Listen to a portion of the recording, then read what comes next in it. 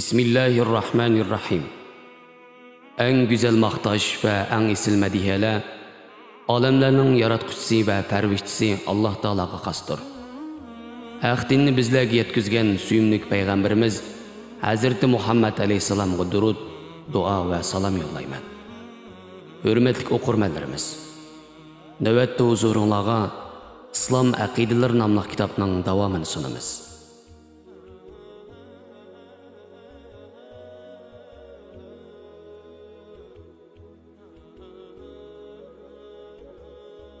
Şirik ve onun türleri. En çoğun günah qaysi?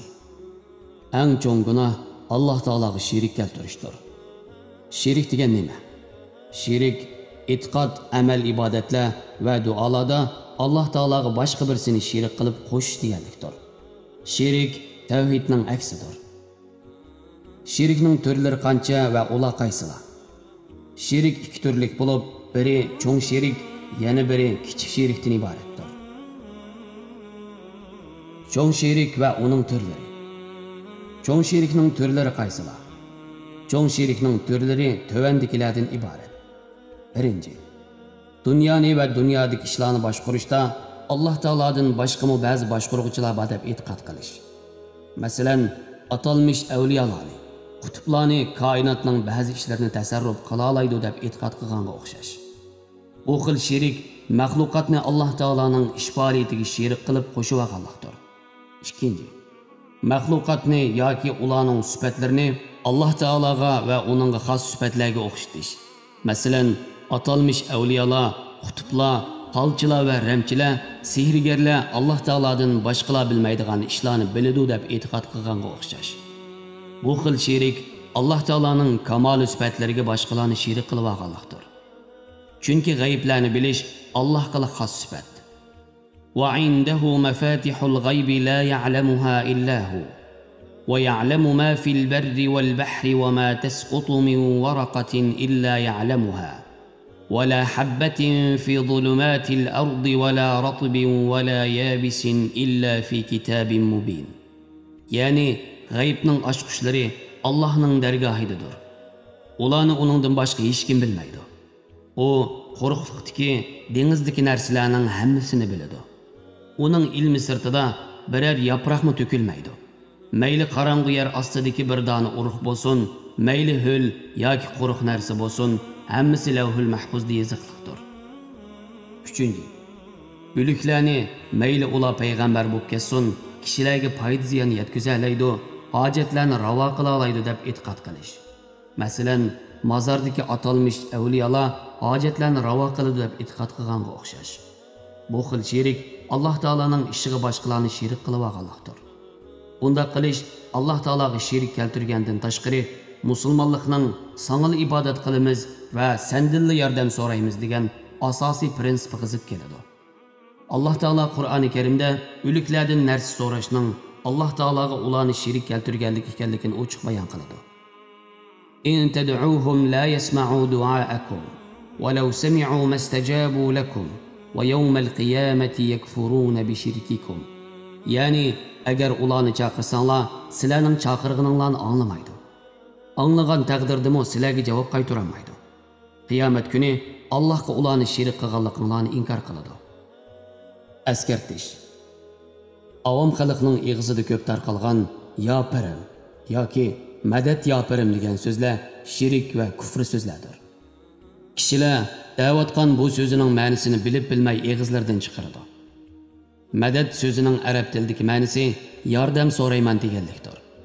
Ya pirim degan so'zdagi ya Arab tilida madad va yordam so'rayman degan jumlaning qisqartirilmasi bo'lib, birovdan madad so'rayotganlikni ifodalaydi. Shunga bundaq kufr so'zini aytishdan saqlanish zarurdir. Buning o'rniga madad ya Allah deyish to'liq to'g'ri munojat va esil duodir. Dal-daraxtlardan, mazarlardan ve mazarlar esilgan tog' alamlardan madad tilash ve ulardan kasallarga shifolik so'rash, farzand ve barakat tilash, bu xil shirik ibodatda maxluqotni Allah Teala'ga shirik qilib olganlikdir. Chunki payg'ambar alayhisalom bir hadisda duo ibodatdir deb ko'rsatgan. 5. Allah Teala'dan boshqa birisini rozi qilish uchun qurbonlik qilish. ya'ni atalmış avliyolarning, pirlarning va mazardagi atalmış ulug'larning qo'llashiga erishimiz degan e'tiqod bilan ularga atab qurbonlik qilish, nazir chiroq o'tkazish, hatto mazarlarga berib ularning qabrlariga atab mol kesish. Chunki qurbonlik ibodat bo'lganlik e'tibori bilan u faqat Alloh taologa qilinadi. Alloh taolo payg'ambar alayhisalomga xitob qilib mundoq deydi: "Fasalli li robbika wanhar." Ya'ni Rabbing uchun namoz o'qigin va qurbonlik qilgin. Payg'ambar alayhisalom mundoq deydi: Allohdan boshqasi uchun qurbonlik qilgan kishiga Alloh la'nat qilsin. 6. Sehrgarlik qilish. Sehrgarlik eng cho'ng gunohlardan bo'lib, sehrgarlik qiluvchilar shaksiz kofirlardir. Alloh taolo Qur'oni Karimda mundoq deydi: "Wa ma kafara Sulaymanu walakinna ash-shayatin kafaru yuallimuna an-nasa as-sihr." Ya'ni Sulaymon kofir bo'lgani yo'q, lekin shaytonlar kishilarga sehr o'rgatib kofir bo'ldi. Payg'ambar alayhisalom sehrgarlik qilishni eng cho'ng gunohlardan sanagan va mundoq degan: 7 halokatdan qochinglar. Allohga sherik keltirish, sehr qilish. 7. Alloh taolodan boshqasining nomini atab qasam qilish. Chunki qasam eng ulug' va uning jazolashidan qo'rqiladigan bir zotning nomini atash orqali bir ishning rost ekanligini ta'kidlash demakdir. Uning ma'nosi, agar men yolg'on ishga qasam qilgan bo'lsam, nomi atalgan bu zot meni ursin deganlikdir. Shubhisizki, ulug'likning yagona egisi, qilmishlarga yetarlik jazo berguchi va azobidan qo'rqishga tegishli zot faqat Alloh taolodir. Alloh taolodan boshqasining nomi bilan qasam qilguchi, uningga xos bo'lgan ulug'lik va qilmishlarga jazo berishdek oliy sifatlarga boshqalarni sherik qilib olgan bo'ladi. Shunga payg'ambar alayhisalom kimiki Alloh taolodan boshqasining nomi bilan qasam qiladi ekan, u Allohga sherik keltirgan bo'ladi degan. U yana mundoq degan: kimki Alloh taolodan boshqasining nomi bilan qasam qiladi ekan, u mushrik va kofir bo'lib ketadi. Alloh taolodan boshqasining nomi bilan qasam qilingan qasam shirik va kufrning jumlasidan sanalsa-mu, u qasam hisoblanmaydi. Chunki qasam Alloh taoloning muborak ismlarini tilga olish bilan bo'ladi. Qasamning iboralari 3 bo'lib, ular vallohi, tallohi va billahidan iborat. Shuning uchun kishilarning meni non ursin, undoq bo'lib ketay, mundoq bo'lib ketay deganga o'xshash so'zlari qasamga yotmaydi. Ammo kishi qasam qildim deb men kofir bo'lib ketay deganga o'xshash so'zlarni qilgan va qasamida yolg'on ishga qasam qilgan bo'lsa, u o'zining deganidek bo'lib ketadi. Payg'ambar alayhisalom mundoq deydi: kimiki islom millatining g'ayri bilan yolg'on ishga qasam qiladi ekan, u o'zining deganidek bo'lib ketadi. Bu hadisning ma'nosi, qasam qiluvchi qasamida agar ish shundoq bo'lmagan bo'lsa, men kofir bo'lib ketay yoki yahudi bo'lib ketay yoki xristian bo'lib ketay deganga o'xshash so'zlarni qilgan va shu qasamida yolg'onga qasam qilgan bo'lsa, u o'zining deganiga o'xshash bo'lib ketadi. Ya'ni kofir bo'lib ketadi deganlikdir. Payg'ambar alayhisalom yana mundoq degan: kimiki qasamida men islomdan chiqib ketay deydi ekan, agar u yolg'on ishga qasam qilgan bo'lsa, o'zi deganidek bo'lib ketadi. Agar rost ishga shunda qasam qilgan bo'lsa, musulmonligiga salomat qaytarmaydi. 8. Avliyolar, pirlar va mazar mashayikhlarga Alloh taologa aqida qilgandek aqida qilish. Ularni Alloh taoloni suygandek suyish, ulardan Alloh taolodan qo'rqqandek qo'rqish va ularga Alloh taologa ibodat qilgandek cho'qinish bu cho'ng shirkdir.